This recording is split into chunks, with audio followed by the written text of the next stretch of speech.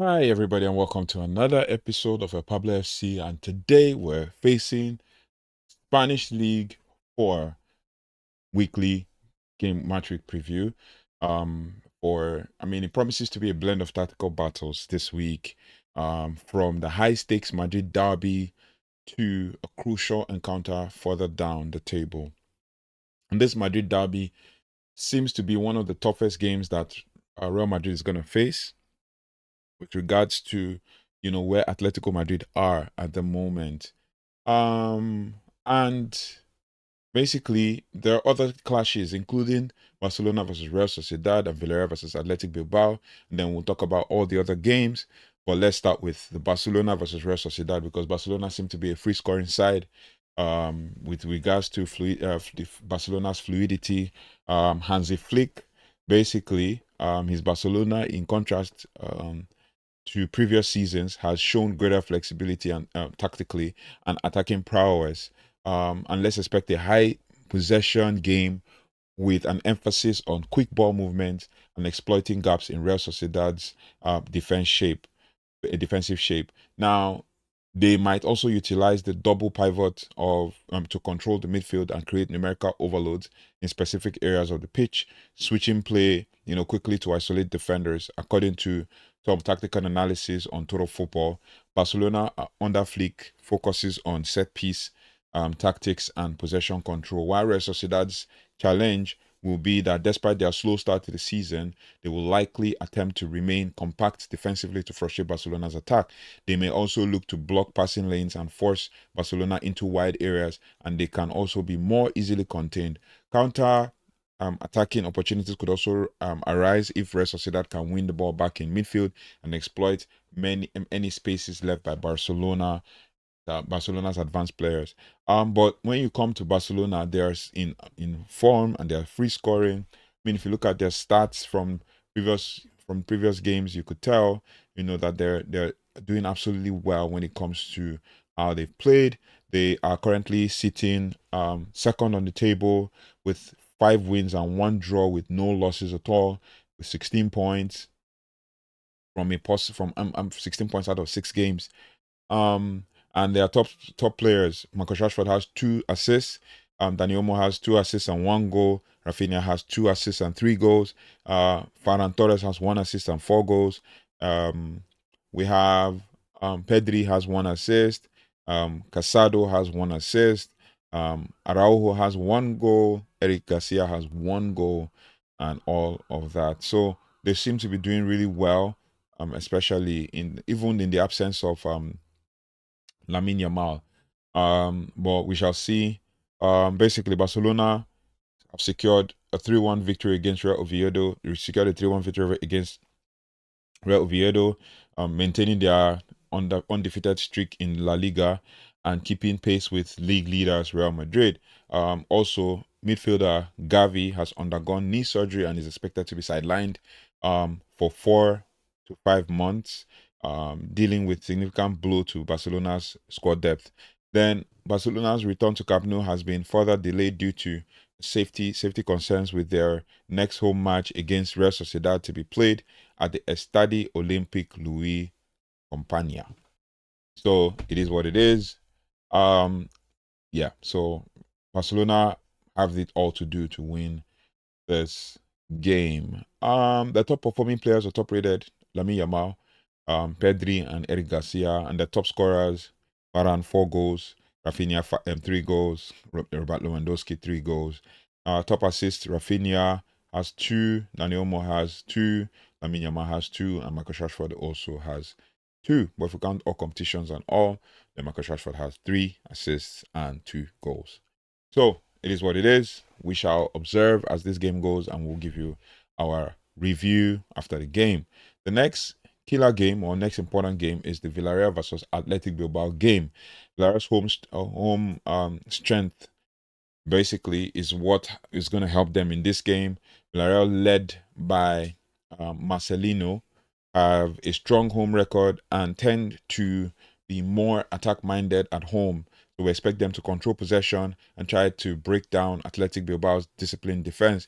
They will also use their attacking depth and potentially new players and players like Pepe and Mano Solomon to create chances and exploit any weaknesses in Atletic's defensive line.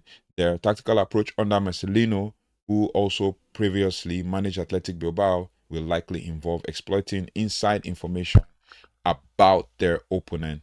And then Athletic Bilbao also, they are very disciplined in the way they play, managed by Ernesto Valverde, another coach with ties to both clubs. They're also known, for their defensive discipline and high work rate. They will also aim to make the game a tight affair, potentially sitting deep and restricting space for Villarreal's attacks.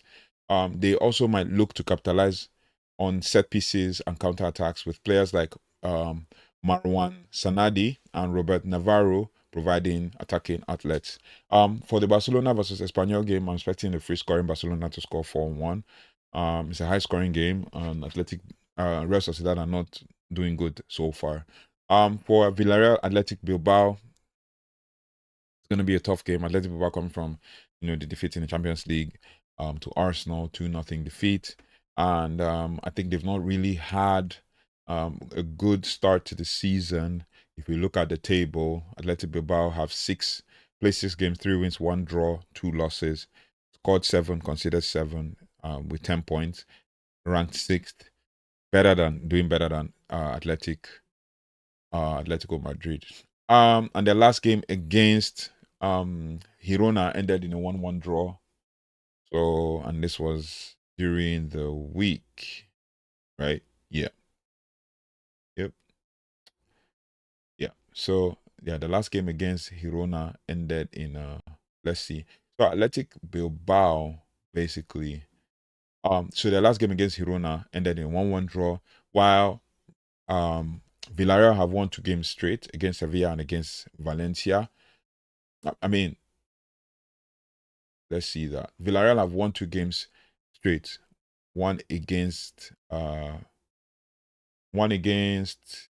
Sevilla, and then the other one is against Osasuna, Real Osasuna. 2-1, 2-1 in both games.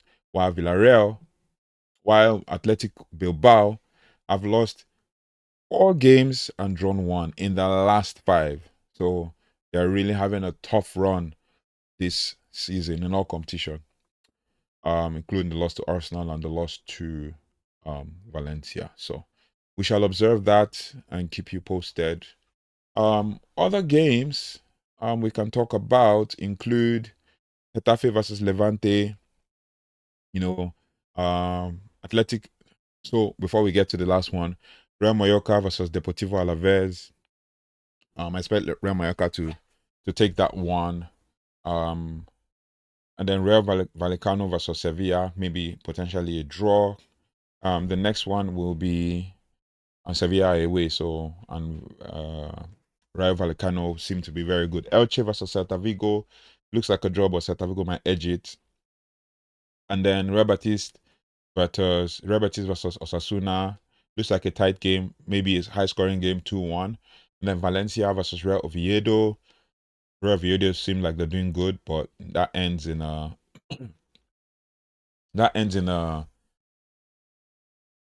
maybe 1-0 win to Real Oviedo.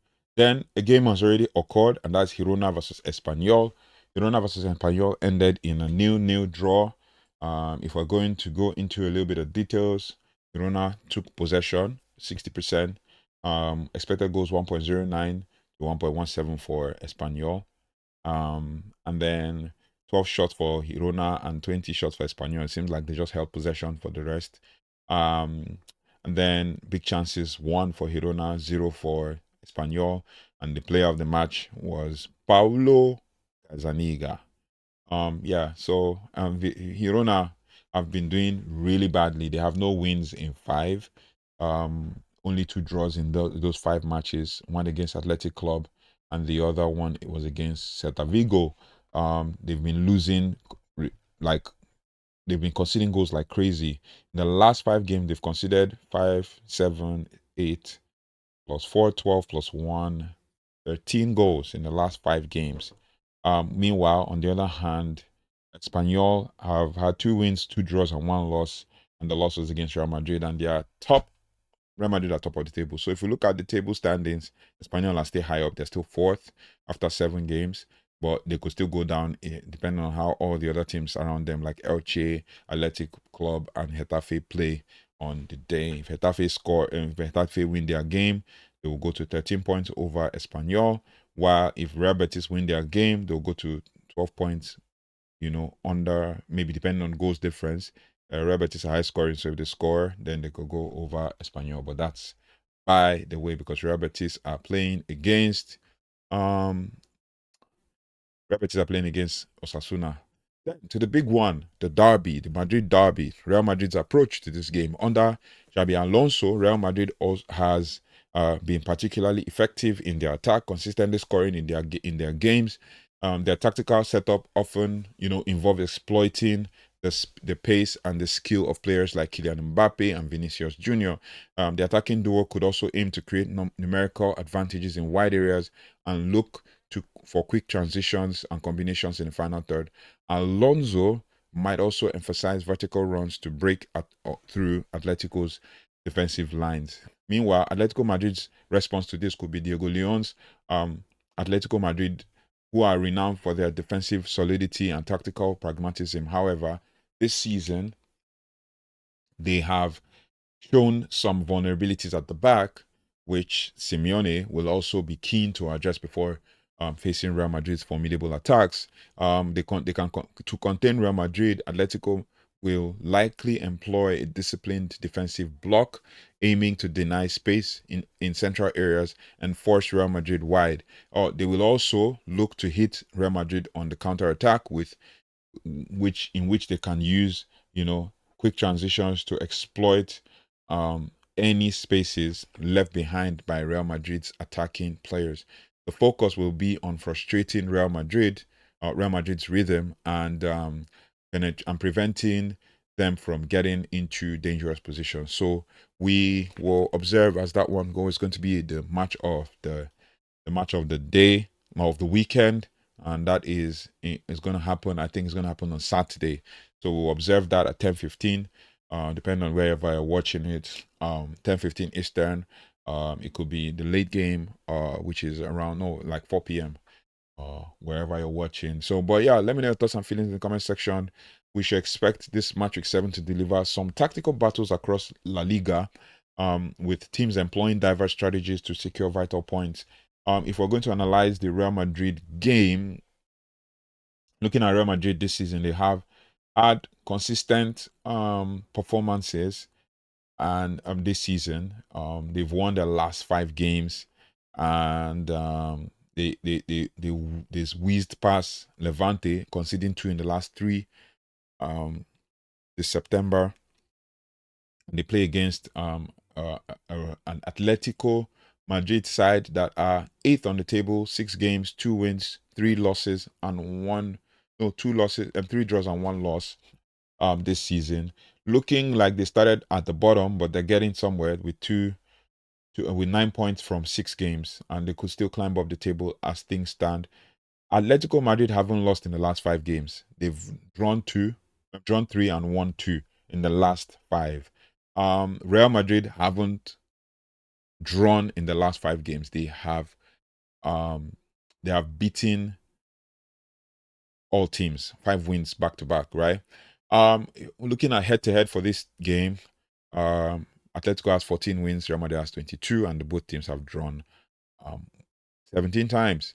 The last fixture was in the Champions League final, where I think Atletico Madrid won 1-0. Last fixture they faced, this was on 12th March, Champions League final stage. On the 12th of March, Atletico Madrid won 2-1. The other fixture, your other one, it ended up in Real Madrid winning 2-1 on the 4th of March. And then I think on penalties, Real Madrid now won Atletico Madrid. I think it was that one that had the situation with Julian Alvarez, double kicking the penalty. Since then, they are to face each other after this fixture in January 2026 and March 2026. Meanwhile, this fixture is happening tomorrow. So, based on that, if we look at the last 5 games between these two, Real Madrid have it has been full of a lot of draws, basically. The Super Cup, Real Madrid beat them in 2024, 5-3. Atletico Madrid beat Real Madrid back in Copa del Rey 4-2. And then in La Liga, it was a draw. The next La Liga match in 2024, September, was a draw. The one in February 2025 was a draw. And 4th of March, Real Madrid won in the knockout stage. And then it became a 1-0 win in the return leg. So it's been weird fixture. So I expect maybe my prediction with this one will probably be a Real Madrid 2-1 win, tight, close, and all of that. Even though Real Madrid um look to um look to capitalize and then use their lack of, you know, defenders, especially with regards to their top team getting injured. If we're looking at insights into the game, Atletico Madrid has scored 9 goals in the last 5 matches. Marcos Llorente has created the most big chances for Atletico Madrid, which is 3. Julian Alvarez has the most shots on target per match for Atletico Madrid, 1.8. And I hear he's injured. We shall see. Observe that. And then Real Madrid have scored 12 goals in the last 5 matches, and they have kept the most clean sheets in the competition, 3. And Kylian Mbappé is the competition's most top scorer, 7. So yeah, respect. If Real Madrid can harmonize their attack, they will be able to do wonders.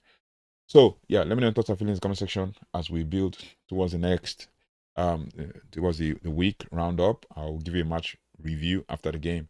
Thank you so much for watching. If you haven't already, please do like, share, subscribe, and hit the notification bell so you don't have to miss anything as it relates to everything football on El Pablo FC. I'll see you on this next one. Take care, goodbye, and God bless.